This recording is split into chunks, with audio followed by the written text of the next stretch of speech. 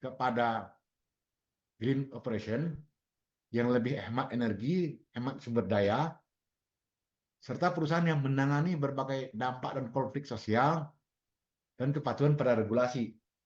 Ini yang ingin kita lihat, bagaimana perusahaan melakukan pendekatan untuk mengimplementasikan ini dan sejauh mana itu diimplementasikan. Apakah katakanlah green operation misalnya, efisiensi energi, apakah efisiensi energi itu cuma di kantor pusatnya kah? Atau dilakukan untuk seluruh site-nya? Apakah dilakukan monitoring terhadap efisiensi energinya? Bagaimana itu dilaporkan? Jadi ini kita ingin lihat dari sisi operasionalnya. Nah, kalau ada program Komdev mungkin akan sangat terkait dengan 2 dan 3 gitu kan. Dampak sosial maupun kepatuhan. Itu Komdev minimal itu. Mengenai dampak negatif dan konflik itu Komdev minimal. Komdev optimal itu adalah Komdev yang juga mengkreat manfaat melebihi daripada dampak. Kira-kira begitu. Nah, di operasionalnya bagaimana ini dikelola? Mungkin itu yang perlu kita yang perlu juga pernah teman-teman yang ingin kita lihat dari presentasinya nanti. Oke, ada pertanyaan?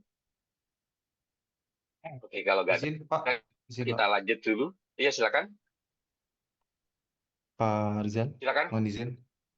Kemarin Ya. sebenarnya sudah sempat ikut Pak, namun karena join baru pertengahan dan karena ini sejak ikut dari awal tadi ya, jadi nyimak dari awal juga. Izin Pak, jadi kalau terkait dengan program yang akan dipresentasikan tadi kan intinya ada dua ya Pak, dari tingkatan corporate ataupun dari program secara unit gitu ya. Ya. Nah, pertanyaan saya, untuk yang corporate tadi Pak, adakah contoh Pak yang mungkin bisa ditampilkan setidaknya dari kami biar ada bayangan gitu ya, gambaran. Karena tadi kan dijelaskan juga ya, untuk dampak itu kalau dari keduanya, yang satu negatif, yang satu positif gitu ya. Ya. Nah, kalau yang dari tingkatan corporate sendiri Pak, Oke. Nah, ini kalau ada operasional ya, operasional di corporate, di manajemen risiko. Pertanyaannya, mungkin teman-teman bisa presentasikan, ungkapkan, apakah risiko iklim, risiko sosial, risiko regulasi itu telah diintegrasikan dengan risiko corporate secara keseluruhan pengelolaannya. Apakah risiko itu mitigasi risiko, apakah inisiatif CSR-nya relevan nggak dengan mitigasi risiko itu?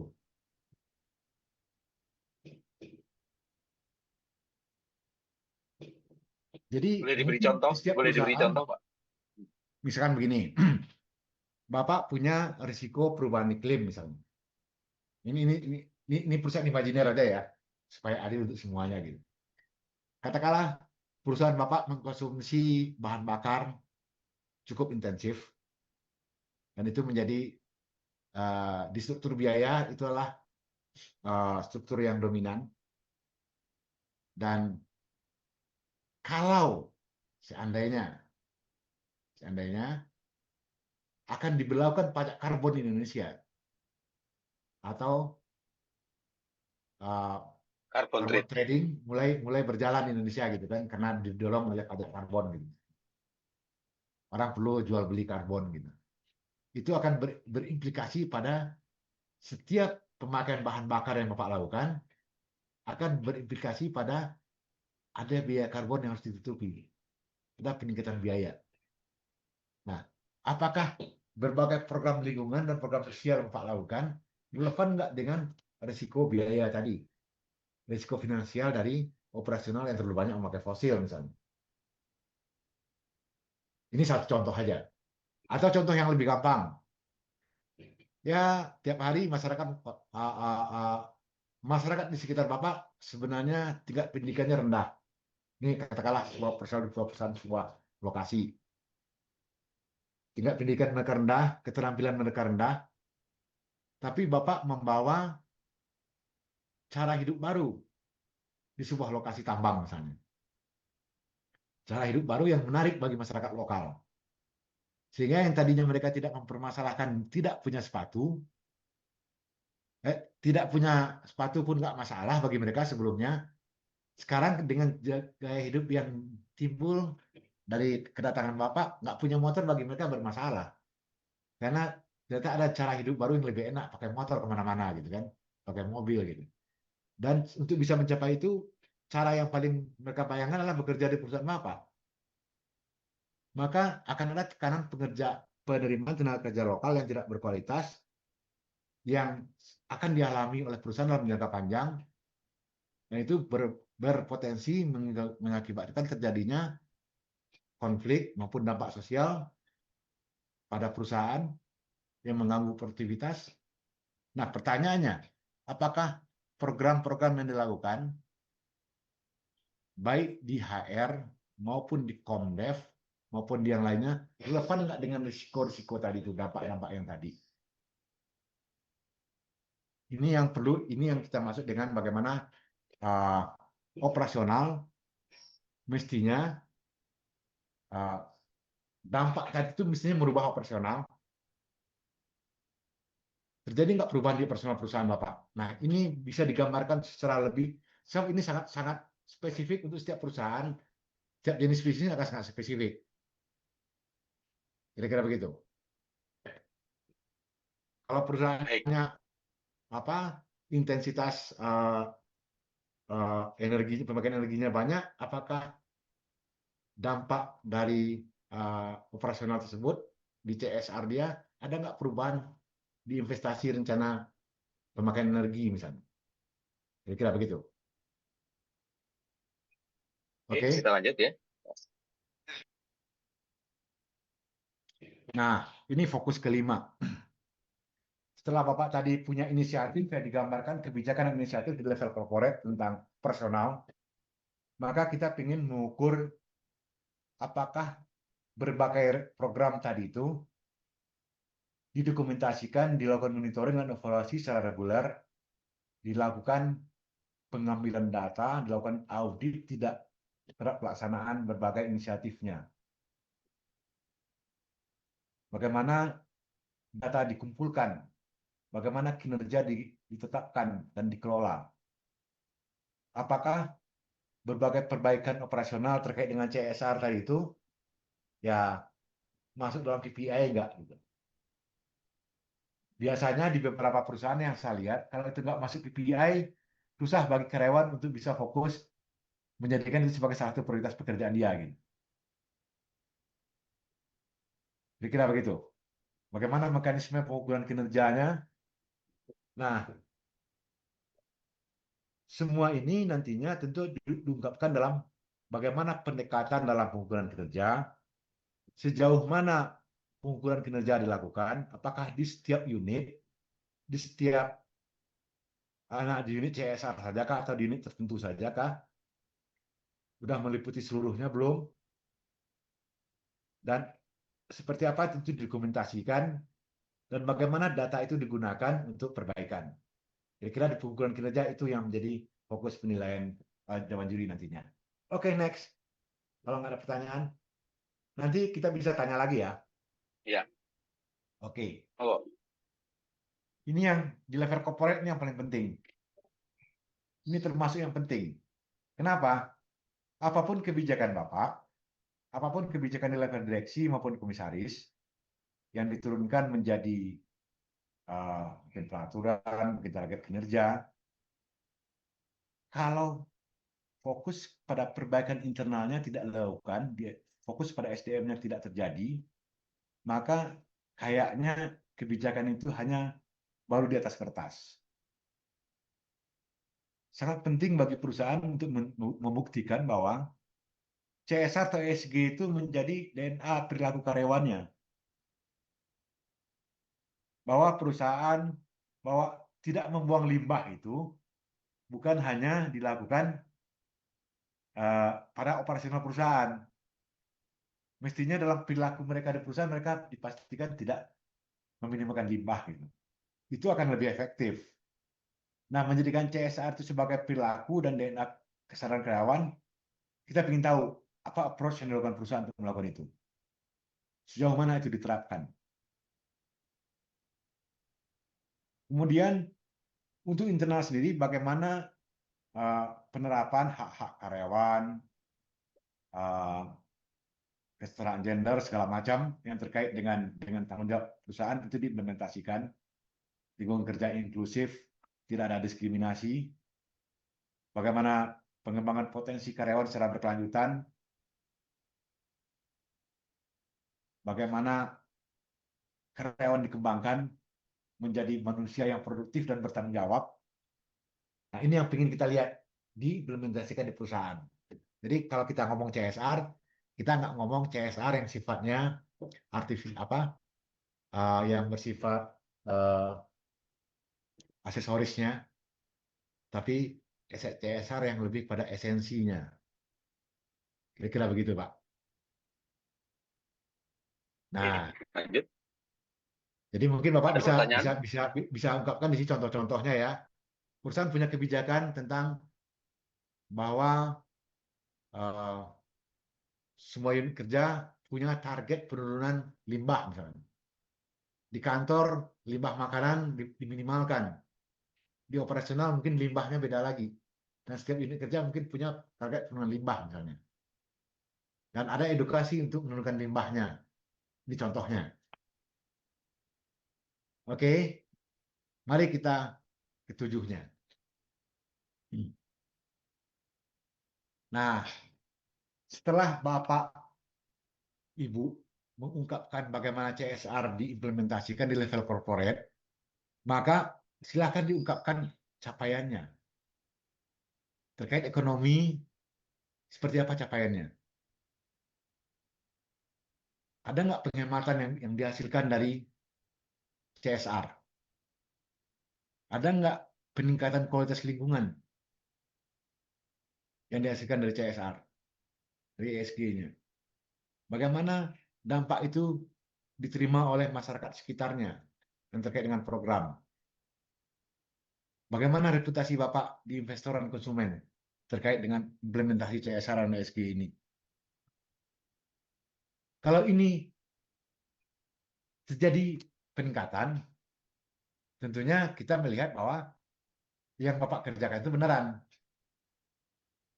Nah, mungkin yang perlu diungkapkan di sini adalah cara menampilkan hasilnya. Ya, tentu harus diungkapkan indikatornya, capaiannya apa. Apakah penghematan biaya, kemudian ungkapkan juga trennya seperti apa dari tahun ke tahun. Kalau perlu, ungkapkan komparasinya dengan perusahaan lain, dengan standar industrinya. Terus, kalau ternyata hasilnya belum bagus, nggak masalah, itu biasa. Apa rencana perbaikannya? Bagaimana itu memicu perbaikan di perusahaan? Itu yang kita ingin lihat. Kalau trennya pun bagus, hasilnya bagus dari tahun ke tahun, tapi rencana untuk peningkatannya bagaimana pembelajaran dari yang dihasilkan tersebut tidak merubah, memperbaiki, dan akhirnya tidak diintegrasikan lagi ke depan bagaimana memperbaiki operasional, maka capaian tersebut hanya sebuah angka-angka yang ya tidak berpengaruh kepada kinerja perusahaan gitu. Kira-kira begitu. Nah, ini yang level perusahaan. Nah, sebelum kita tutup, coba next ininya. Ya. Ini di tahun lalu sudah, saya kira kita bisa skip aja, karena ini teman-teman udah biasa nih nampilkannya Pak Lutfi. Ya, oke. Cuma Ya, dari next. sini message-nya adalah bahwa dengan 7 core subject dari ISO 20 itu, CSR itu tidak dijalankan hanya oleh komite development, tapi juga terkait dengan unit atau divisi yang lain, ya, divisi SDM, operasional, dan lain Iya. sebagainya. Oke, kita lanjut ya.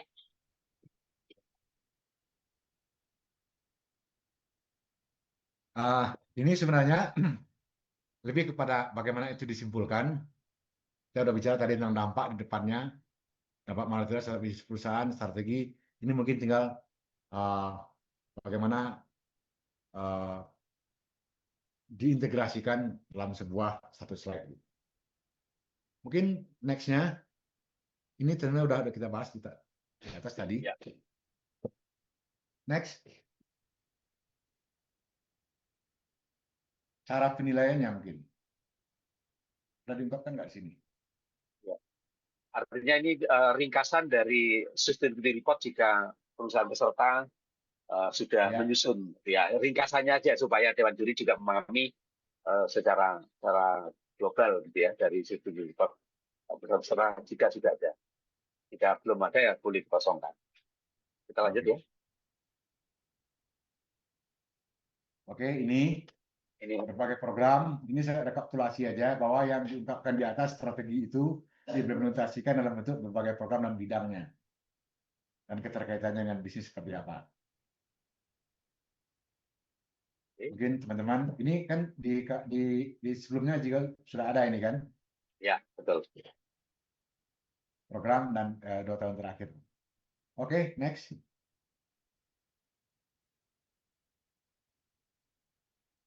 Ini jadi program-program CSR unggulan aja dari tabel tadi sebelumnya. Mungkin ada hal yang ingin dijelaskan secara lebih detail yang menjadi unggulan lah gitu ya. Ya, ini menarik di sini. Program CSR unggulan ini yang kita maksud bukan seluruh program. Biasanya katakanlah saya ngebayangin ini ya, yang kebayang saya kalau ngomong corporate ini mempresentasikan program kayak PLN, Pertamina, BRI ataupun BCA gitu kan, mereka punya banyak sekali program atau Astra gitu, mungkin banyak perusahaan lah yang levelnya corporate pasti punya ratusan program. Dan biasanya mestinya satu perusahaan di level corporate itu harus punya namanya flagship program. Program utama yang menjadi gerbang komunikasi, gerbang untuk menyatukan maupun mengkomunikasikan program tersebut dengan stakeholder-nya. Bisa itu satu program tunggal ataupun kompilasi strategis dari macam-macam program. Nah, Bapak bisa ungkapkan di sini. Kita lanjut. Ini penghargaan terkait CSR atau penghargaan terkait dengan bisnis yang sudah dicapai oleh perusahaan 2 tahun terakhir gitu ya. Untuk tambahan informasi buat Dewan Juri. Oke, lanjut ya. Lanjut. Ini kesimpulan. Ini kesimpulan. Ini sebenarnya masih related dengan yang diungkapkan di atas. Ini lebih kepada bagaimana mensummarize-nya dan dalam sebuah contoh-contoh yang pokoknya ini ada hal yang bagus yang perlu Bapak ungkapkan untuk kita direkomendasikan menjadi cerita juri untuk perusahaan lainnya jadi contoh gitu kan. Ini bisa dalam berbagai, mungkin juga perlu dipublikasikan di top bisnis gitu kan. Ditawarkan untuk dipublikasikan di top bisnis bisa gitu kan. Ini kira-kira. Ya. Nah, jadi ini sifatnya subjektif ya. Jadi yang paling membanggakan atau yang paling menonjol menurut versi dari peserta, gitu ya. Itu istilahnya klaim lah, gitu ya. Klaim yang positif, gitu ya.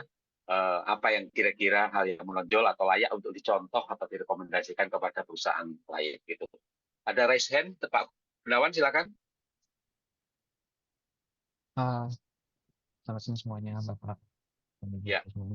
Pak, izin Pak. Jadi untuk semua yang perusahaan sudah lakukan dalam bentuk CSR atau ESG ini adalah yang dalam bentuk lapangannya langsung Pak. Jadi yang plan-plan yang sudah pernah kita lakukan dan yang ongoing juga nih Pak, yang kita bakal putting di dalam PPT ini adalah. Pak, bisa diulang sekali lagi, kurang jelas. Ya, tadi suaranya kurang clear ya, silakan. Oh, oke. Sekarang clear nggak Pak? Ya, oke. Oke, jadi pertanyaan saya berarti narasi yang kita masukkan di dalam PPT ini adalah semua hal kebijakan dan program CSR dan ESG yang sudah kita lakukan dan juga dalam ongoing juga Pak ya, serta untuk plan untuk dalam perbaikannya juga. Oh iya Pak, betul. Oke, Betul. siap noted Pak. Jadi di sini tentunya kita mengapresiasi jika Bapak telah melakukan sesuatu, nah makanya apa yang kita nilai itu Pak, pendekatannya ini terkait dengan cara penilaian kita Pak. Yang kita nilai itu pertama adalah bagaimana pendekatan Bapak dalam mengimplementasikannya. Contoh, kalau soal kebijakan, strategi lah misalnya. Bagaimana pendekatan Bapak dalam meng-create strateginya? Nah, ini strategi ya. Oke. Oh, Bapak melakukan analisis materialitas dengan metode bla bla bla. Oke, ada metodenya. Dan dari metode itu dihasilkan isu-isu material yang perlu kita kelola terkait dengan tanggung jawab sosial kita adalah A, B, C, D. Terus ketika Bapak meng-create isu materialitas itu dilakukan due diligence terhadap dampak misalkan. Maka yang ingin kita ketahui adalah seberapa luas identifikasi dampak tersebut dilakukan. Berapa persen dari seluruh site-nya telah diidentifikasi dampak. Jadi ada approach-nya di sini, ada deploy-nya. Ketika Bapak meng-create strategi, ketika meng-create-nya itu dasarnya dari seluruh dampak yang dihasilkan enggak? Oke. Terus ketika strategi dilaksanakan, di cascading untuk seluruh site yang relevan enggak? Deploy-nya seperti apa gitu kan? Nah, strategi itu dimonitor enggak? Kalau dimonitor ada evaluasi, kalau setelah dievaluasi hasilnya dilakukan perbaikan enggak? Nah, relevansinya dengan pertanyaan Bapak tadi itu ongoing-nya tentunya terkait dengan perbaikan yang sedang Bapak lakukan. Begitu kan? Jadi ini kami telah lakukan ini, dari pembelajaran ini kami mengalami ini kekurangan kami dan ini yang kami lakukan untuk memerlukan perbaikan. Itu lebih kita apresiasi, Pak. Jadi Bapak bukan hanya mengatakan dan tahun depan kita ingin lihat apakah yang Bapak rencanakan tersebut diimplementasikan enggak gitu kan dan bagaimana hasilnya gitu. Nah, semangat untuk memperbaiki terus-menerus inilah yang ingin kita tularkan sama kita di Republik ini gitu. Jadi Bapak nggak masalah, Bapak ungkapkan apa yang telah jalan, bagaimana itu diterapkan, terus Bapak ungkapkan apa yang Bapak mau lakukan, dan apa dasar untuk melakukannya. Kira-kira begitu. Cukup menjawab, Pak? Baik, Pak. Cukup menjawab, Ya. Pak. Terima kasih, Pak Pak. Nurizal, apakah bisa juga dijelaskan terkait dengan pertanyaan terakhir tadi itu bahwa misalnya kita bicara mengenai slide ini ya di fokus 2 strategi CSR dengan pendekatan dari AGLI ya, approach, deploy, learning dan integration-nya gitu ya. Jadi bagaimana menjawab atau menjelaskan di slide strategi CSR ini dengan metode AGLI gitu ya atau konsep ADLI gitu ya. Ya, mungkin oke, kita ambil contoh creating share value ya atas keseluruhan strategi ini. Strategi ini setelah Bapak ungkapkan yang 4 ini mungkin nggak mesti terpisah-pisah dalam sebuah paparan yang concise, terus mencakup semuanya nggak apa-apa, tapi itu harus menggambarkan 4 hal. Pertama, bagaimana pendekatannya dilakukan. Itu penting sekali. Ya. Tanpa pendekatan yang bisa dipertanggungjawabkan, pendekatan yang konsisten, pendekatan yang bisa diulang, pendekatan yang bisa dievaluasi, ya biasanya strateginya juga akan lebih tangguh kalau bisa kalau pendekatannya benar. Ini sebagai contoh ekstrimnya. Apa dasar Bapak menetapkan isu materialitas? Kami melakukan pengamatan di lapangan. Cuma bertanya-tanya sama penduduk, gitu kan? Itu pendekatan, ada pendekatannya, cuma pendekatannya belum konsisten. Bukan sebuah pendekatan standar. Bukan sebuah pendekatan yang kalau diulang, dihasilkan hasil yang sama lagi, gitu. Nah, tapi kalau Bapak bilang, oh kami melakukan analisis dampak lingkungan, analisis dampak sosial, dengan metode A, B, C, D. Clear.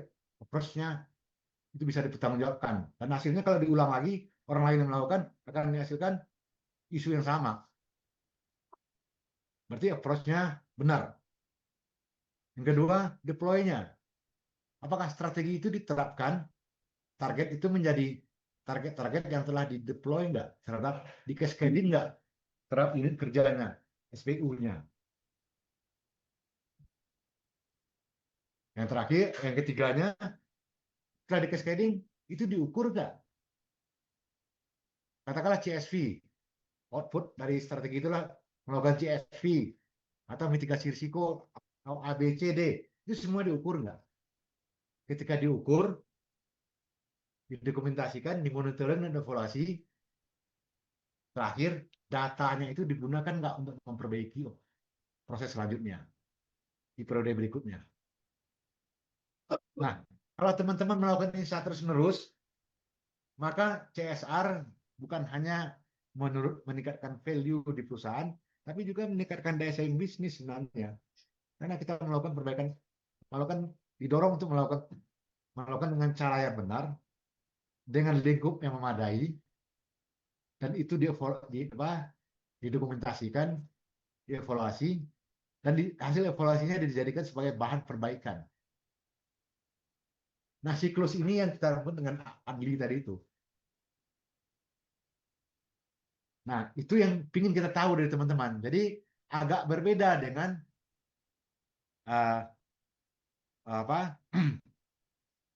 top CSR sebelumnya. Kita akan lebih jauh menusuk kepada upaya bisa memberikan manfaat yang lebih besar lah pada peserta, supaya CSR-nya menjadi lebih baik dengan menggali yang lebih clear. Jadi intinya 1-6 pendekatannya Adli. Penilaian juri itu. Sedangkan yang ketujuhnya, ini let's see. Level capaian, tren, dan komparasi, terakhir integrasi. Level itu menyatakan apa yang dicapai. Nah, kita lihat nantinya yang dicapai itu relevan nggak dengan strateginya. Kemudian bagaimana trennya dari tahun ke tahun. Bapak boleh saja punya program yang sama, nggak apa-apa. Kan nggak mungkin perusahaan dipaksa untuk beda-beda program tiap tahun. Malah itu jadi kacau bagi perusahaan. Tahun sekarang masalahnya masih tetap masalah konflik dengan masyarakat. Terus ya tahun depan ya pasti itu lagi programnya, ngatasi konflik gitu kan. Mitigasi yang menurunkan risiko konflik gitu. Nggak bisa kita paksa perusahaan kalau kemarin dia menurunkan konflik, program Komdev tertentu, besok harus pindah ke Komdev yang lain. Ya nggak bisa, karena permasalahan perusahaan memang di sana gitu. Yang kita ingin tahu berikutnya adalah nggak apa-apa program sama, tapi hasilnya lebih baik nggak? Gimana trennya? Terus apakah berbagai temuan dari pengukuran dan tren-tren tersebut dilakukan nggak untuk perbaikan berikutnya? Nah, ini sekarang kita mulai hasilnya.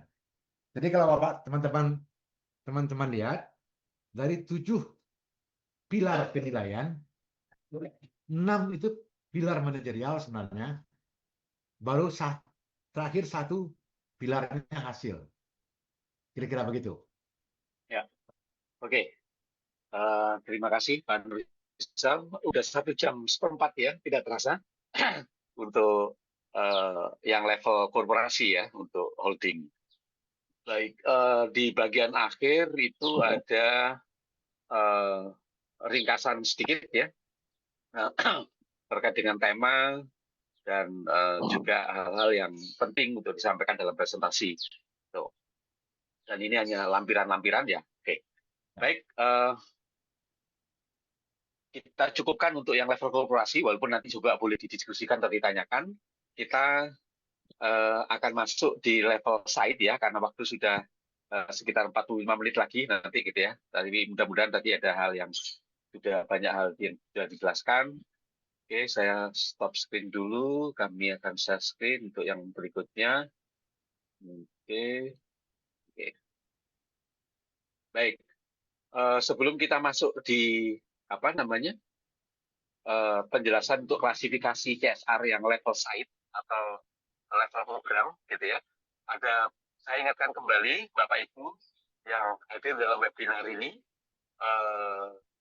kami mohon untuk mengisi form kehadiran untuk terkait dari sosialisasi atau overview kedua peserta Top CSR Award 2026. Dan perlu kami sampaikan bahwa semua materi dan informasi dalam overview Top CSR Award ini adalah untuk para peserta dan tidak untuk disebarluaskan ke pihak eksternal atau pihak lain. Itu poin kedua. Poin ketiga, kami juga nanti akan memberikan kesempatan kepada para peserta setelah mengisi atau menyusun materi presentasi, boleh meminta feedback dari Dewan Juri untuk kita berikan catatan atau umpan balik sehingga nanti ada perbaikan sebelum presentasi bisa dilakukan. Jadi ada kesempatan pembelajaran di sini. Dan silakan Pak Nurrizal untuk melanjutkan penjelasan mengenai template presentasi untuk klasifikasi CSR di level site atau level unit atau level program. Oke, terima kasih Pak Lutfi. Tadi kita 1 jam seperempat bicara tentang level corporate. Berikut ini kita bicara tentang kategori level site atau level program. Nah, di level program ini tentunya yang ikut biasanya yang diikutsertakan biasanya kalau unit kerjanya unit kerja lingkungan, HSE atau unit kerja Komdev, ataupun program yang spesifik pada sebuah site, pada sebuah strategic business unit atau unit kerja. Nah, ini mungkin akan berbeda dengan level corporate. Di level corporate kita bicara sangat luas, kita bicara bagaimana perusahaan memastikan dia bertanggung jawab secara corporate. Nah, di level ini kita bicara yang kita pertandingkan, kalau kita bicara ini pertandingan ya, yang kita ingin lebih dorong untuk dinilai adalah kualitas inisiatifnya. Apakah inisiatif dari corporate tadi itu yang telah ditetapkan, kalau dia ikut perusahaan bisa ikut dua ini Pak ya, 2 level Pak ya. Dia bisa ikut corporate juga, bisa ikut juga di level site, dan bisa ikut dua-duanya kalau dia punya program gitu. Nah, di sini akan nyambung nantinya. Kalau ingin dilihat gitu kan, katakanlah kantor pusatnya ikut, terus unit kerjanya juga ada ikut, kan bisa seperti itu. Nah, kita bisa lihat nantinya kalau ternyata yang dua-duanya ikut, kita bisa lihat nyambung nggak gitu. Nah, untuk itu mari kita bahas satu persatu. Oke, next. Ini sama seperti tadi. Gambarkan lokasi site-nya, operasional kegiatan di site-nya seperti apa, ataupun kalau programnya itu sebuah programnya program apa, latar belakang singkatnya, terus seperti apa rekam jejaknya di tahun-tahun sebelumnya. Oke, next.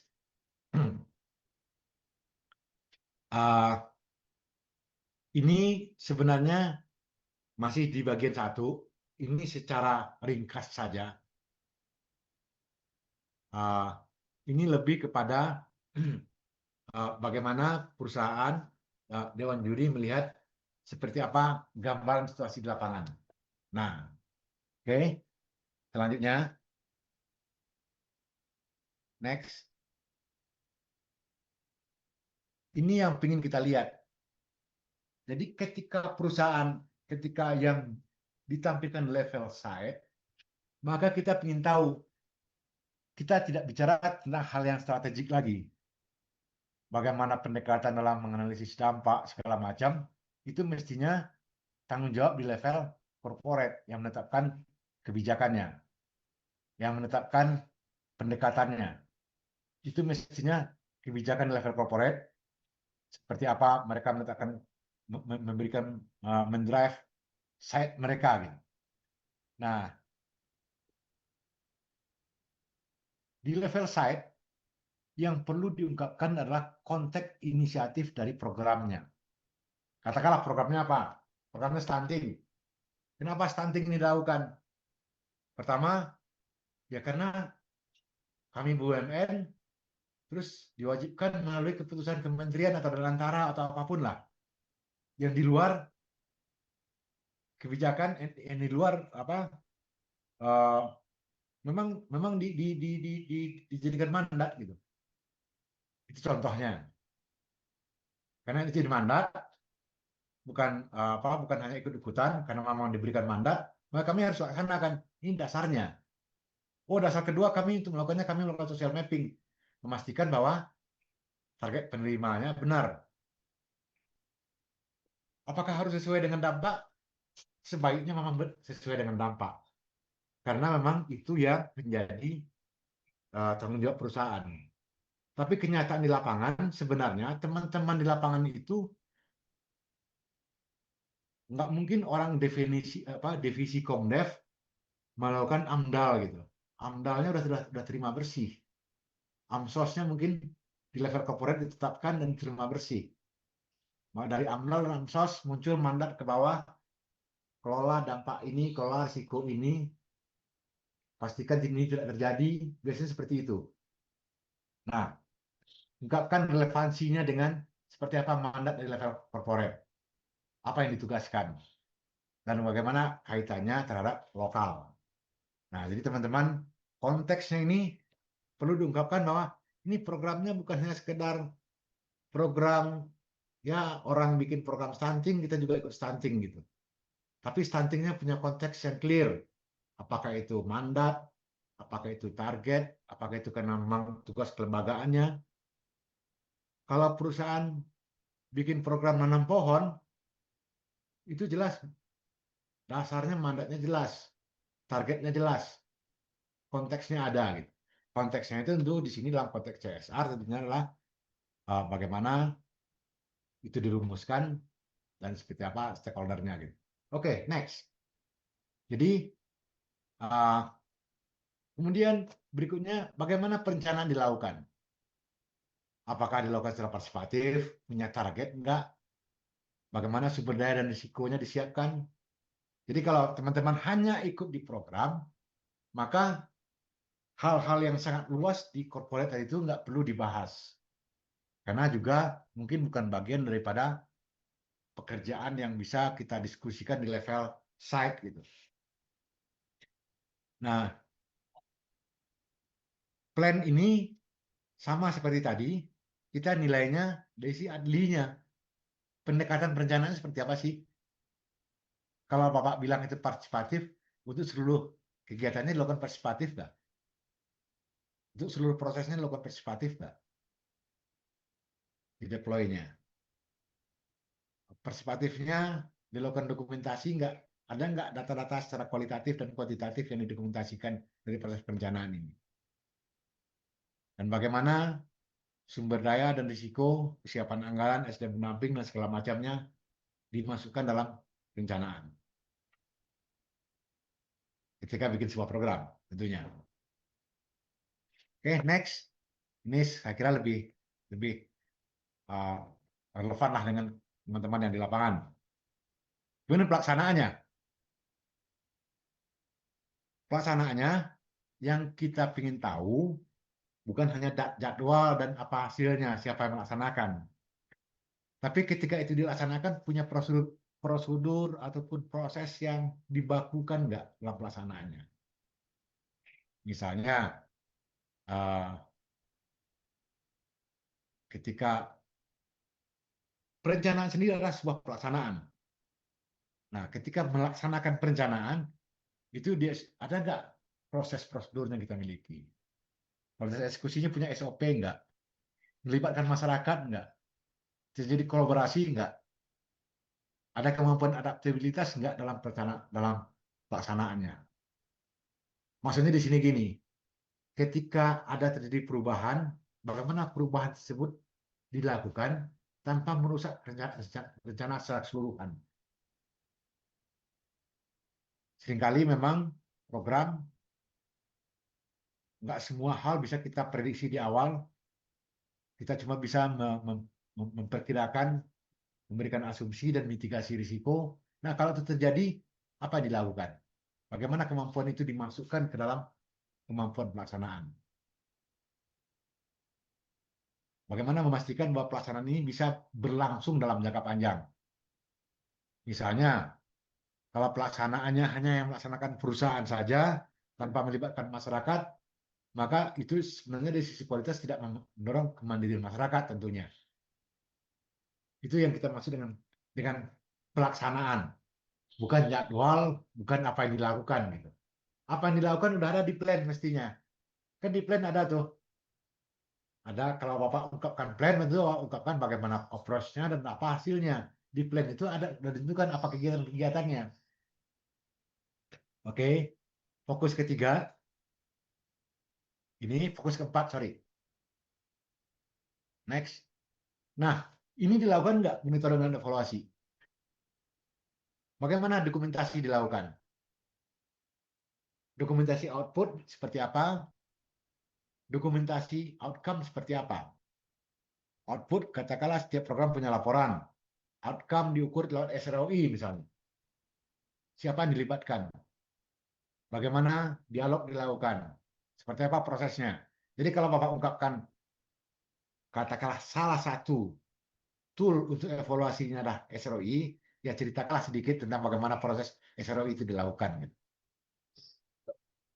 Dan ini perlu diungkapkan, dan yang paling penting di sini adalah adanya dokumentasi yang bersifat internal, bahwa ini akan bisa menjadi bahan bagi teman-teman untuk bikin laporan nantinya. Misalnya arahnya ke sana. Oke, next. Keenam. Nah, dari hasil evaluasi, dari monitoring dan evaluasi tersebut, dari hasil SROI-nya, apa pembelajaran yang didapatkan? Kalau Bapak katakan SROI-nya kecil, nggak masalah SROI-nya kecil. Tapi di sana tentunya ada pembelajaran yang didapatkan. Kenapa itu kecil? Kalau itu besar, kenapa itu besar? Kenapa upaya untuk menduplikasinya? Kalau dia bagus. Kalau dia masih jelek, upaya perbaikan. Arahnya untuk ke sana.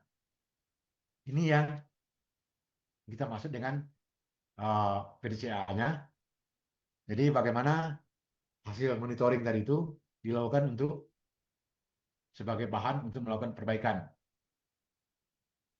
Ada 5 tahap yang bersifat manajerial di sini yang kita nilai. Baru tahap terakhirnya kita nilai hasilnya. Yang keenam. Next. Nah, ini.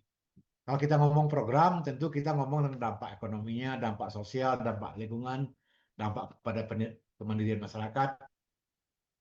Ya, nggak harus semuanya.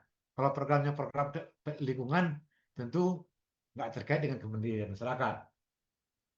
Yang relevan saja gitu. Tapi kira-kira inilah hasil yang harus diungkapkan. Yang diungkapkan isinya apa? Pertama, level capaiannya secara kualitatif dan kuantitatif. Yang kedua, trennya seperti apa, bandingkan dari tahun ke tahun. Yang ketiga, kalau bisa komparasi dengan program lain. Dengan program pemerintah, kayak dengan program rata-rata di perusahaan sejenis, kayak. Yang terakhir, bagaimana seluruh hasil ini diintegrasikan untuk perbaikan ke depan. Nah, inilah yang kita nilai. Jadi, dari 6 pilar di program, 5 pilarnya bicara tentang bagaimana program itu dikelola. Pilar terakhir, bagaimana itu kita nilai hasilnya. Kira-kira begitu. Silakan kalau ada pertanyaan. Silakan Pak.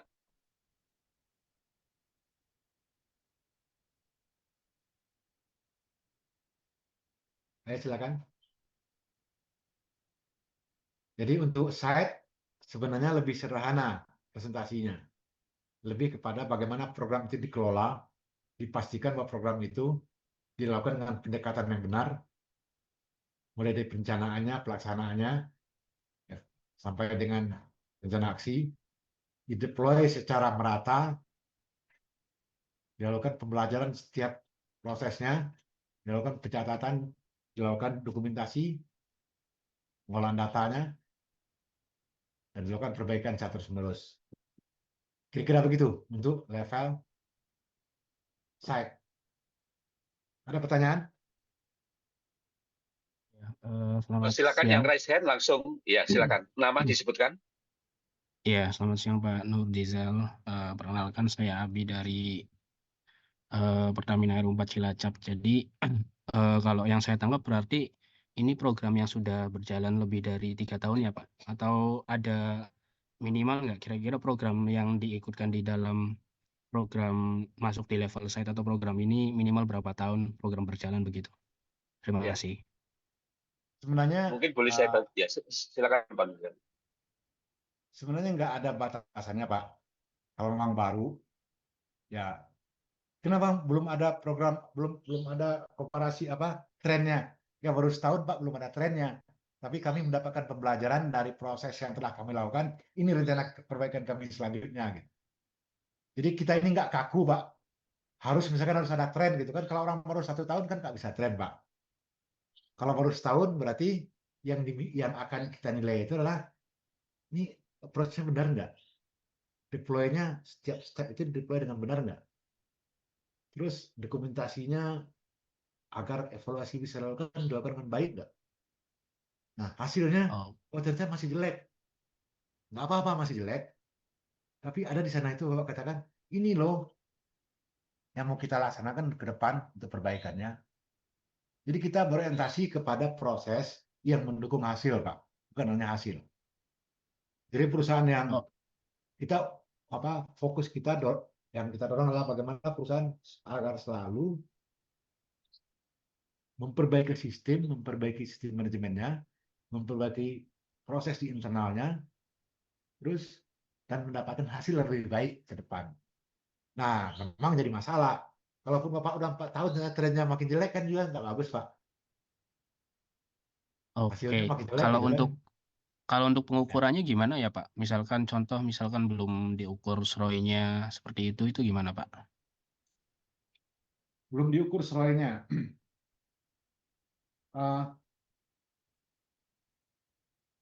Sebenarnya pengukuran itu bisa kita nilai dari 2 sisi sebenarnya, Pak. Pertama, dari sisi cara menetapkan pengukuran. Jadi kalau Bapak lihat, ukurnya benar nggak sih? LFA-nya benar nggak? Tapi tentunya kalau untuk program yang masih baru sama sekali, tentu akan wajar ada kekurangan yang mungkin terjadi. Tapi yang jelas, kita tidak hanya menilai dari hasil akhir. Bapak lihat dari 6 tadi itu, 6 pilar penilaian, 5-nya adalah proses, Pak. Baru level ke-6-nya, pilar ke-6-nya hasil. Jadi kalau yang 5-nya Bapak bagus, yang hasilnya memang hanya ada kekurangan sedikit, nggak membandingkan tampilnya komparasi gitu, ya nggak begitu signifikan lah dalam mengurangi nilai gitu, dalam mengurangi penilaian kami gitu. Kalau yang 6 di atasnya bagus gitu kan, atau 5 di atasnya bagus, kira-kira begitu Pak. Siap. Terima kasih Pak Nurdizal. Ya sama-sama. Oke, silakan. Mungkin dari Pak Fernando. Ya. Baik, apakah suara saya Monggo. terdengar? Ya, Jelas. terdengar. Oke. Baik, sebelumnya izin saya Nando dari PLN Nusantara Power Unit Pembangkitan Rembang. Ada 2 pertanyaan yang akan saya sampaikan. Yang pertama terkait dengan POV masalah, Pak. Jadi kami sudah bertahun-tahun ikut Top CSR dan memang sebetulnya masih kadang agak bingung sedikit terkait dengan point of view masalah yang kita sampaikan gitu di juri Top CSR. Karena memang tidak memungkiri bahwa program yang kita ajukan itu memang lain dengan program unggulan untuk proper, Bapak.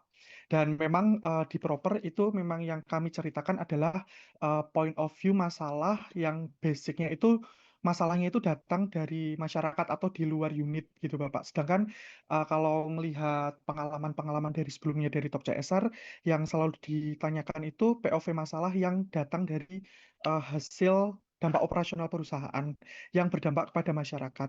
Eh, di sini mungkin ingin menanyakan gitu sih Pak, konfirmasi sebetulnya sebaiknya kami dalam menyampaikan besok waktu presentasi lebih baik POV masalah yang kita ambil itu dari masalah yang terjadi di masyarakat, kemudian kita jadikan program pemberdayaan, atau program yang terjadi karena dampak operasional perusahaan yang terjadi di masyarakat.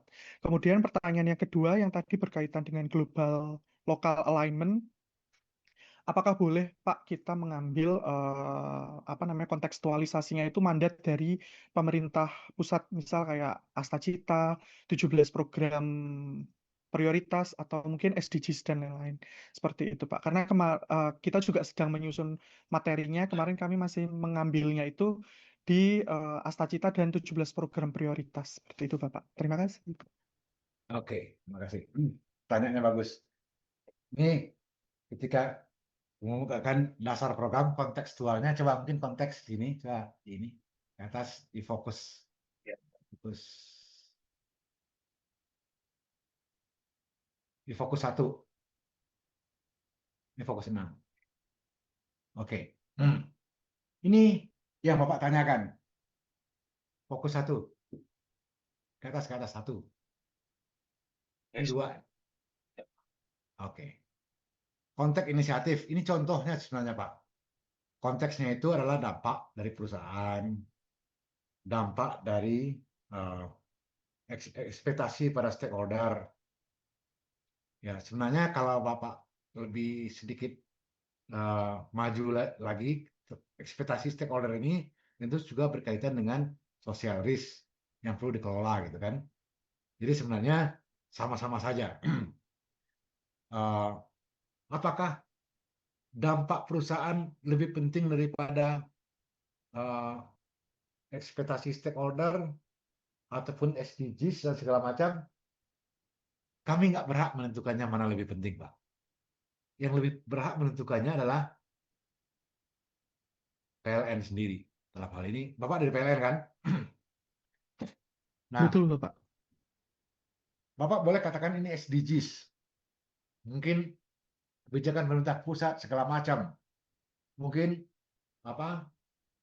Paris Agreement tentang perubahan iklim segala macam. Boleh. Tapi itu harus dipastikan bahwa itu masuk dalam kebijakan perusahaan.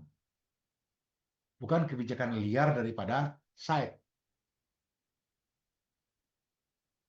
Ya, kita khawatir kalau itu nggak masuk kebijakan perusahaan, itu cuma klaim-klaimnya teman-teman saja untuk memperkaya narasi gitu. Ya, padahal sebenarnya itu nggak ada di kebijakan di PLN-nya. Kalau memang ada kebijakan di PLN-nya, kalau itu diwajibkan PLN, itu malah lebih penting, Pak. Contohnya, PLN mewajibkan setiap site harus mendapatkan minimal hijaunya, hijau tua gitu kan. Kalau perlu emas gitu. Itu kan mandat, Pak. Mandat Bapak itu boleh Bapak ungkapkan. Kenapa ini program dilakukan? Kami ditugaskan sama kantor pusat untuk dapatkan emas. Memastikan kinerja lingkungan dan sosial kami baik. Gitu. Maka ini programnya. Sesuai dengan yang diminta oleh kantor pusat. Gitu. Itu sah-sah saja. Oh ini bagian dari pengelolaan dampak. Gitu. Nah, nantinya ya kita kalau Bapak programnya ternyata nggak relevan dengan dampak, yang kita nilai bukan Bapak. Berarti kantor pusat yang tidak menetapkan, nggak punya kebijakan yang relevan dengan situasi dan tantangan yang dihadapi gitu. Nggak bisa diturunkan tanggung jawabnya bahwa ini salahnya teman-teman yang salah mendesain program gitu kan. Kalau memang arahan dari pusat seperti itu. Jadi kita dampak tadi itu Bapak harus Bapak turunkan dari dampak yang menjadi kebijakan pusat. Jadi teman-teman memang perlu mengungkapkan dampak, perlu mengenalinya. Cuma ya kita tahulah teman-teman di lapangan nggak mungkin mengerjakan program yang tidak terkait dengan perintah kantor pusat maupun tidak terkait dengan KPI-nya gitu kan. Itu kan hal yang biasa saja gitu. Nah, kita juga tahu sebenarnya gitu, jadi nggak masalah. Jadi apakah konteks tadi itu harus dampak perusahaan? Ya kok dampak betul, tapi dampak yang terdokumentasi di kebijakan perusahaan. Benar itu memang dampak yang telah dinilai. Bukan dampak hanya menurut pandangan mata gitu. Atau cuma mendengar satu dua omongan gitu. Mestinya kalau kita ngomongin dampak, itu dilakukan melalui analisis dampak atau due diligence seperti itu. Dan itu biasanya biarlah itu tugasnya kantor pusat yang mempunyai kebijakan untuk melakukan AMDAL dan segala macam itu. Bapak cuma perlu mencari mana yang dimandatkan dari AMDAL itu ke Bapak gitu, yang terkait dengan program. Kira-kira begitu. Terjawab kedua-duanya kan?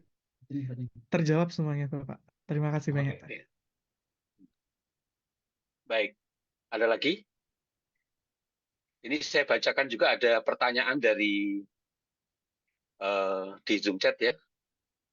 Berarti dari Pak Dodi ya, dari Pak Dodi, kalau ikut dua kategori perusahaan dan site untuk presentasinya, apakah satu kali apa dua kali gitu ya?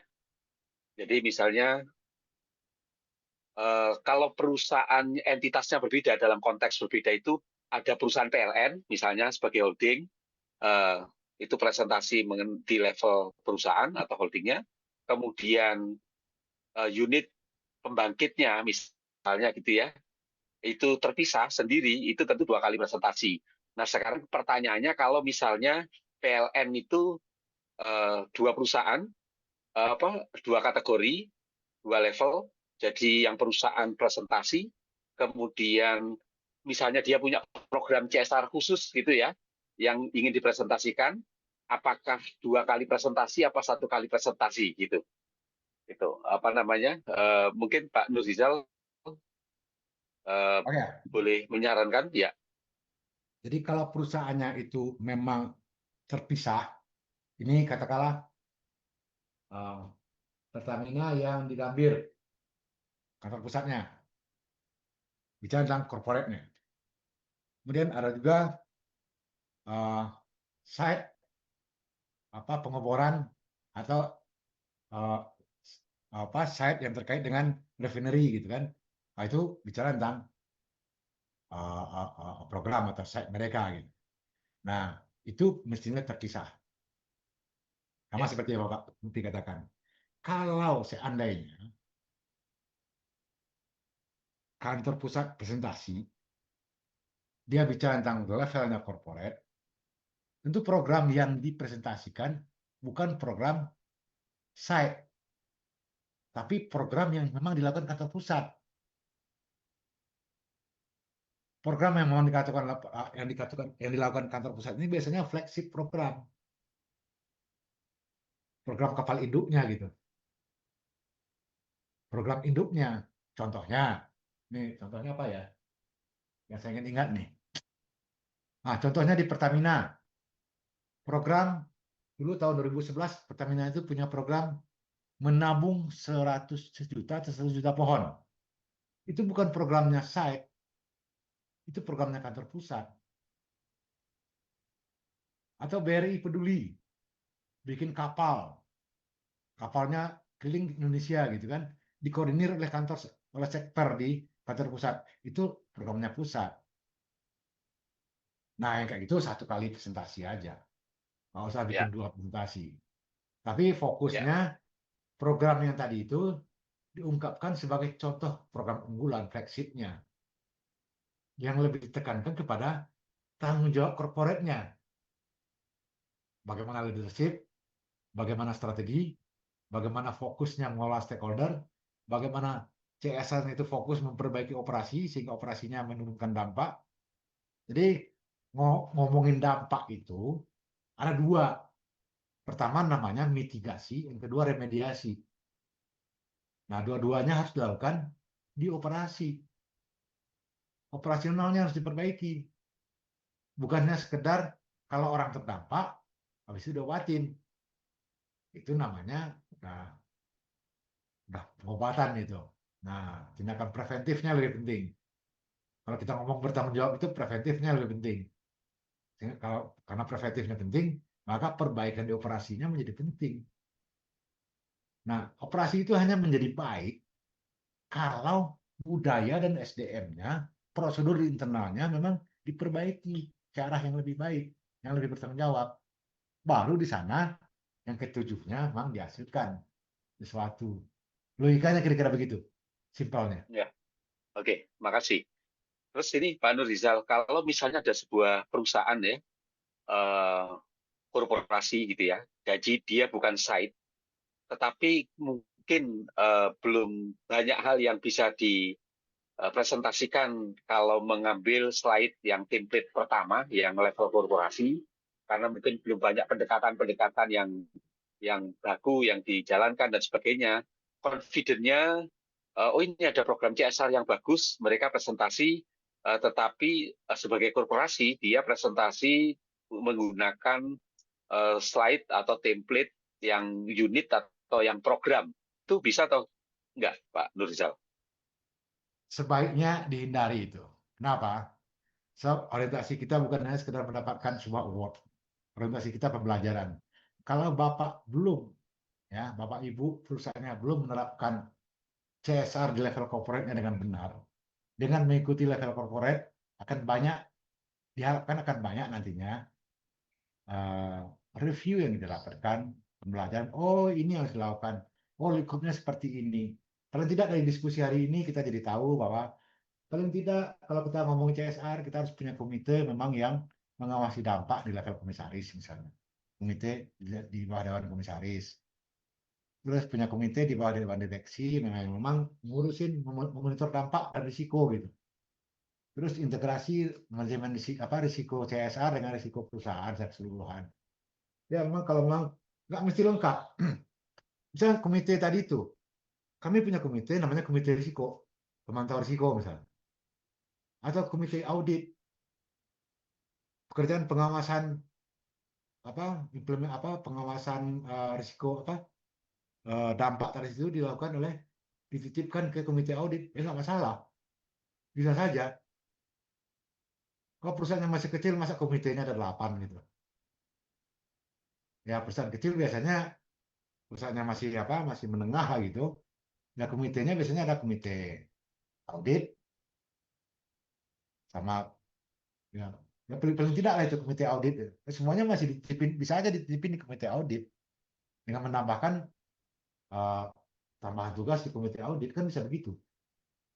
Jadi sebenarnya teman-teman saya sarankan kalau memang levelnya perusahaan ikut di perusahaan.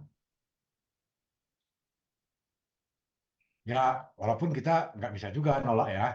Kalau teman-teman saya ingin ikut program dulu ya boleh, monggo. Kira-kira begitu Pak Alfi. Ya, baik. Terima kasih. Jadi memang disarankan untuk tetap yang di level corporate ya, kalau walaupun masih banyak yang belum bisa dipenuhi lah di kriteria tersebut gitu. Tetapi kalau memang terpaksa ya nggak apa-apa ya, program aja gitu. Mereka Ya, hanya mempresentasikan program dari korporasi tersebut itu kalau kondisi terpaksa gitu ya. Baik.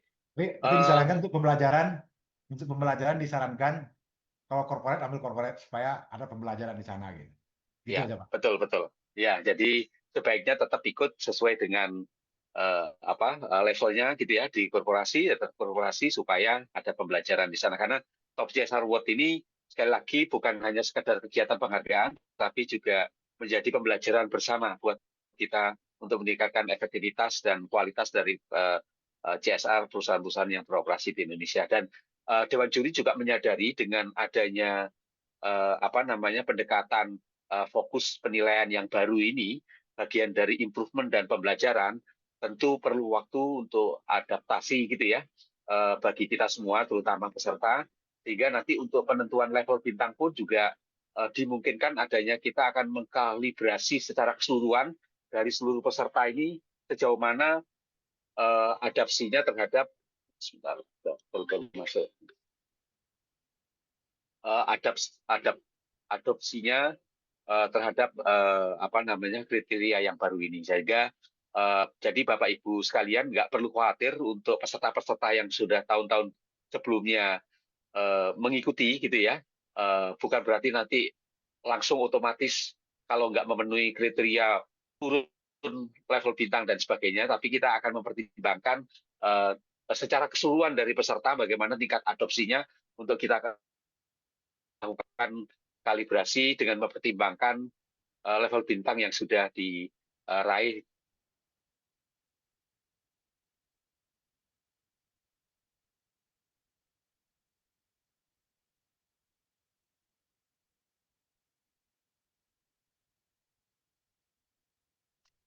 Sudah Izin kita Pak. sampaikan. Ya, silakan. Ada pertanyaan, monggo. Ya, kebetulan ini kan kami yang PLN Aceh ya, sudah mendaftarkan yang program, karena memang rencananya ini mengikutkan yang program. Saya juga baru ini ya, baru connect Pak, izin. Sehingga ini tadi ada arahannya sebaiknya mengikuti yang korporasi. Sedangkan formulirnya saya sudah mengisi yang perusahaan yang ini program. Itu gimana ya Pak ya? Memang Ya. tidak disarankan program ya untuk perusahaan Pak. Boleh Pak Nurzal menyampaikan yang tadi? Ya, kalau sebenarnya kalau perusahaan, terutama yang perusahaannya yang sifatnya udah holding, memang disarankan untuk tidak ngambil di site. Tapi kalau perusahaannya itu adalah anak perusahaan, nggak masalah. Karena kan Bapak pasti ngikutin kebijakan di holdingnya juga kan? Betul nggak Pak? Ya. Jadi kalau anak perusahaan masih diperbolehkan ya untuk mengambil Oh yang ya, level kalau anak perusahaan site sih nggak atau masalah. level program. Anak Oke. perusahaan atau site nggak masalah. Karena anak perusahaan biasanya kebijakannya di kebanyakan perusahaan ya, nggak semuanya, kebijakan CSR-nya, arahannya itu diarahkan dari holding biasanya. Dan memang macam-macam holding mempunyai variasi tingkat keketatan cascading-nya gitu. Jadi kalau untuk level perusahaannya adalah SBU Pak, bukan holding, nggak apa-apa Pak, ikut yang program tersebut. Baik, saya kira jelas. Ada lagi Bapak Ibu sekalian, waktu kita tinggal 6 menit. Ya, tinggal 6 menit. Ada lagi yang disampaikan, ditanyakan? Saya mau tanya, saya Izin Pak. Ezra. Boleh. Ibu dulu. Ibu siapa? Boleh memperkenalkan, suaranya masuk lebih awal. Saya Ezra, Pak. Saya mau ini aja sih make sure karena tadi agak ketinggalan.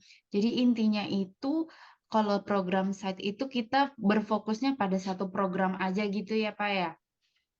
Ya, bisa program. Sebenarnya gini, ini pertanyaan menarik. Kalau kita ngomong program, kita fokus pada satu program saja. Bagusnya memang seperti itu. Cuma program itu perlu dibedakan antara kegiatan, proyek, dan program. Nah, program itu biasanya terdiri dari beberapa proyek, beberapa kegiatan. Satu program, kegiatannya ada pelatihan, ada pendampingan, ada pelatihan, pendampingan, asistensi segala macam gitu. Atau perbaikan proses, analisis segala macam. Itu satu program. Nah, jangan sampai juga programnya terlalu sempit di mana levelnya project diangkat jadi program. Projectnya adalah sifatnya pelatihan, cuma sekali dilakukan, berapa kali dilakukan, hanya itu jadi program gitu. Nah, program itu mestinya ada beberapa kumpulan kegiatan yang punya tujuan yang spesifik untuk mencapai target tertentu gitu. Nah, ini perlu teman-teman bedakan. Nggak apa-apa. Nanti kita lihatlah lingkup programnya. Jadi ketika makanya di di template dimasukkan lingkup programnya penting untuk diungkapkan kalau levelnya program. Agar kita bisa menilainya juga lebih fokus gitu. Kira-kira begitu, Bu. Cukup jelas nggak, Bu? Kalau kurang jelas silakan diperjelas lagi. nggak Cukup apa-apa. jelas sih Pak, tapi intinya berarti misalkan ada program pendidikan gitu ya Pak. Nah, itu kan banyak apa kegiatannya dan impact-nya juga banyak. Nah, itu berarti bisa kita kulik gitu ya Pak. Iya, benar. Ya, oke. Point taken. Terima kasih Pak. Iya, sama-sama. Baik, makasih. Selanjutnya silakan. Masih Saya ada Pak, waktu. apakah Ya, masih ada kesempatan? silakan. Baik, terima kasih Pak. Nama saya Vina dari PT Ganda Alam Makmur. Khususnya di ini adalah perusahaan yang bergerak di bidang pertambangan. Nah, karena kami di bidang pertambangan, ini kami juga menganut untuk di program-programnya adalah menganut di dasar hukumnya di ESDM nomor 1824 Pak, di Ya. mana di sini mengacu pemberdayaan masyarakat gitu. Dan karena mengacu kepada pemberdayaan masyarakat, maka ditetapkan itu adalah 8 pilar program. Dan di dalam 8 pilar program ini kami juga mempunyai beberapa program unggulan. Pertanyaannya, apakah cukup satu saja yang bisa diikutkan atau jika ada beberapa program unggulan itu bisa diikutkan, Pak? Begitu pertanyaan dari saya. Terima kasih, Pak. Ya, sebenarnya bisa diungkapkan keseluruhan programnya apa. Terus Ibu mungkin bisa fokus kepada satu atau dua program yang menjadi unggulannya. Dia seperti itu. Baik. Terima Jadi kasih, Pak. kalau dibahas kalau seluruh program dibahas, kita tak akan bahas detailnya. Kita bahas strategi programnya, pendekatan program. Karena yang dibahas seluruh program, kita nggak mungkin membahas detail masing-masing program, tapi lebih pada bagaimana program itu dikembangkan, bagaimana lakukan monitoring dan segala macamnya. Tetap sama sebenarnya. Kalaupun programnya kecil, juga dilakukan sama-sama. Nah, program yang menjadi contoh, program yang ditampilkan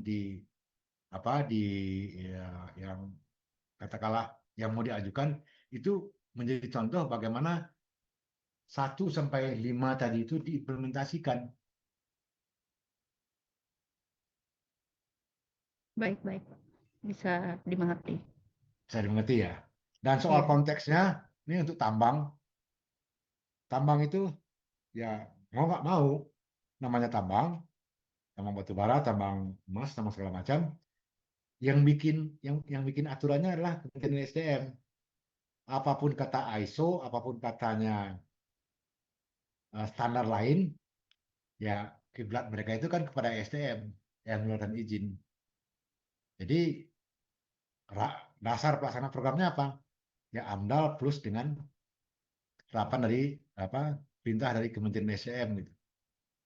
Yang harus bikin rencana program ya, yang dilaporkan ke kementerian secara reguler.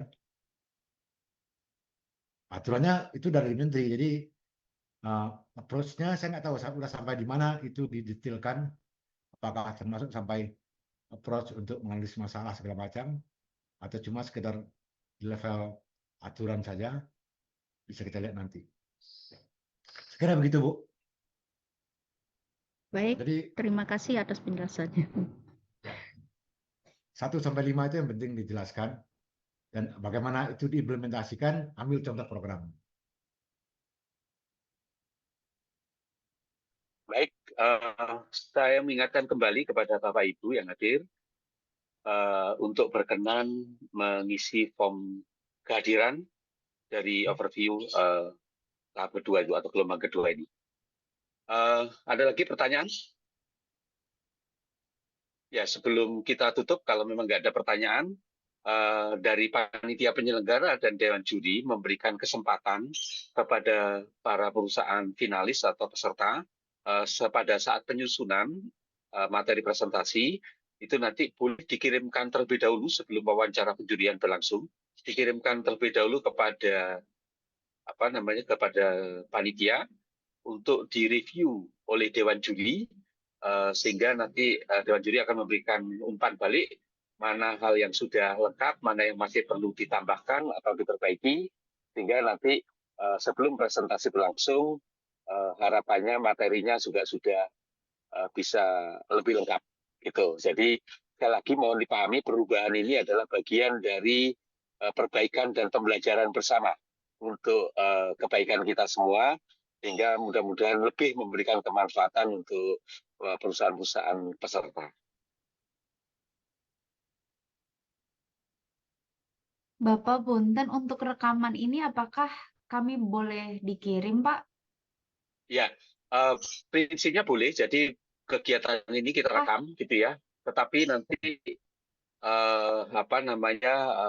kita minta melalui panitia ya. Nanti ada form tersendiri untuk terkait dengan rekaman ini. Tapi intinya untuk pembelajaran kami bisa berikan rekaman dari overview ini. Jadi bisa menghubungi nanti PIC, Ibu. Untuk PIC-nya, mohon izin Pak. Panitia yang menghubungi Bapak Ibu kalian, itu selalu ada di surat, nama kontak, email, WA atau handphone selalu ada. Oh ya, baik, siap Pak. Ya, baik. Izin Pak, bertanya sedikit Pak.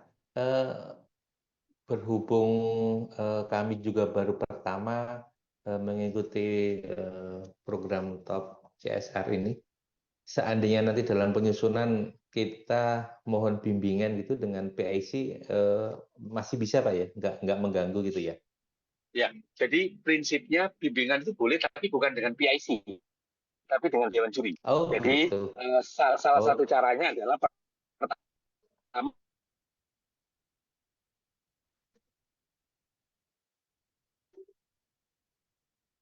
Putus-putus, Pak, ini sinyalnya. adalah salah satu bimbingan. Yang kedua, mohon maaf koneksinya. Jadi nanti peserta mendapatkan kesempatan untuk mendapatkan umpan balik atau review materi presentasinya sebelum wawancara penjurian untuk bisa dilengkapi terlebih dahulu gitu. Jadi PIC itu hanya untuk kontak aja, tetapi untuk pendampingan atau umpan balik itu dilakukan oleh Dewan Juri. Ya. Terus ini waktu pelaksanaan presentasinya kapan?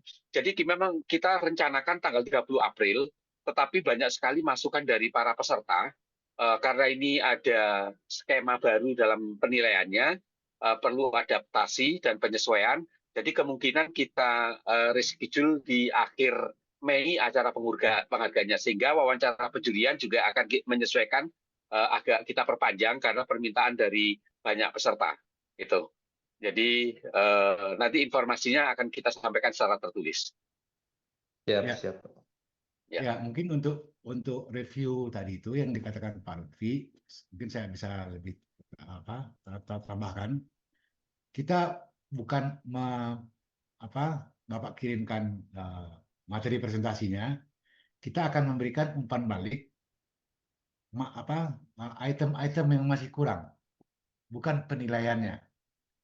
Jadi iya, maksud saya kita mungkin berkomunikasi Pak, maksud saya untuk sering bertanya nih gimana nih, apakah kita ini masuk. Nah setelah ada masukan, silakan dimasukkan contohnya, baru kita masukkan. Nah nanti mungkin kan ada feedback lagi ke kita lagi kan.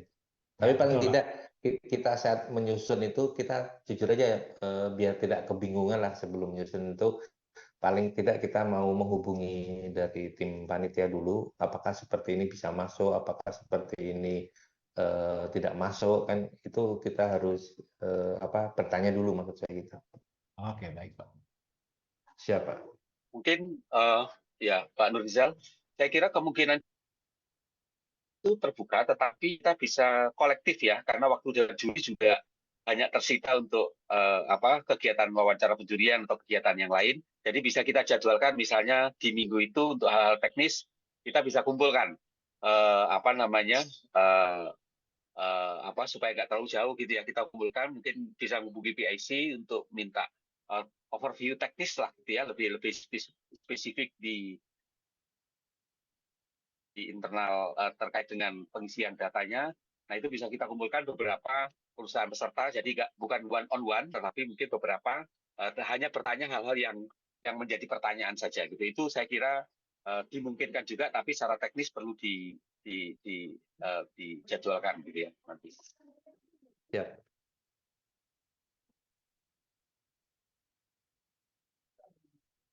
Oh ya, ini ada pertanyaan untuk waktu pelaksanaan restorasinya seperti apa, terus pengumpulan PPT seharinya sehari sebelum restorasi atau gimana? Ini pertanyaan dari Pak Abidin dari PT PPN RU 4. Jadi di surat kita sampaikan bahwa sebaiknya dari jadwal yang sudah dipilih untuk jadwal wawancara penjurian yang dipilih oleh peserta, 10 hari sebelumnya itu dikirimkan kepada panitia untuk didapatkan review dari Dewan Juri atau umpan balik dari Dewan Juri, gitu ya. Nah, Dewan Juri mungkin sekitar 3 atau 4 hari nanti akan melakukan review sekitar itu ya. Kemudian nanti akan kita kembalikan kepada peserta untuk dilengkapi, gitu. Sehingga peserta masih ada waktu sekitar 4 hari, gitu ya, 5 hari, 4 hari untuk memperbaikinya sebelum wawancara penjurian berlangsung. Tetapi kalau sudah final, itu maksimal 1 hari sebelum wawancara penjurian. Kalau sudah siap, itu sudah 1 hari sebelum wawancara penjurian sudah dikirimkan kepada panitia. Karena kami akan edarkan kepada Dewan Juri untuk dipelajari terlebih dahulu sebagai persiapan dalam pendalaman di wawancara penjurian. Ya, siap. Oke, ada lagi, Bapak Ibu sekalian? Dari Pak Gunawan Tejo, Pak, sudah angkat tangan. Oh, silakan Pak Gunawan. Ya, izin Pak, mau tanya Pak, kalau sudah misalkan kami berikan kepada PIC yang terkait untuk di feedback Pak dari tim Dewan Juri, berapa kali Ya. revisi yang boleh kami lakukan Pak? Sebenarnya kita tidak membatasi ya, karena ini ada konteks pembelajaran, tetapi mungkin kalau sedang overload dari pihak Dewan Juri, tentu kita prioritaskan yang sudah, yang belum terlebih dahulu gitu, sehingga memang tidak ada batasan gitu ya, tetapi sebaiknya memang mungkin sekali atau maksudnya nanti alokasi waktu Dewan Juri hanya terfokus pada satu perusahaan saja kalau terus berkali-kali. Baik, Bapak, saya Ya. Tetapi kalau bisa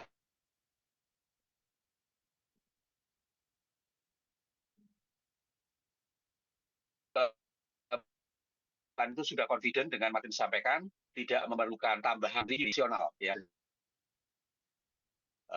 Sekiranya diperlukan, tentu kita juga akan memberikan dukungan atau bimbingan seperti itu. Ada lagi, Bapak Ibu sekalian?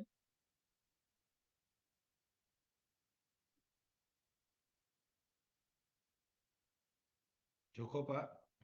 Cukup ya. Ya, sekali lagi kami sarankan Bapak Ibu sekalian untuk mengisi form Google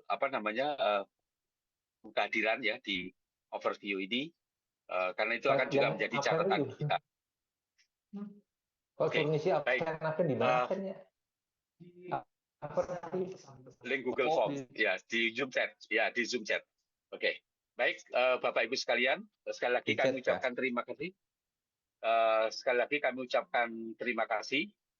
Sudah berkenan hadir, dan terima kasih kepada Pak Nurdizal M. Rahman yang mewakili Dewan Juri memberikan penjelasan yang sangat komprehensif dalam overview batch kedua ini. Dan dimungkinkan juga kalau memang ada permintaan dari peserta, agar dimungkinkan juga ada overview batch ketiga gitu ya. Tetapi intinya sekali lagi semangat pembelajaran untuk kita semua supaya CSR kita, CSR perusahaan-perusahaan yang beroperasi di Indonesia lebih efektif dan berkualitas dan memberikan kontribusi yang lebih baik lagi, baik itu untuk perusahaan maupun untuk para stakeholders. Mudah-mudahan terus berjalan dengan baik.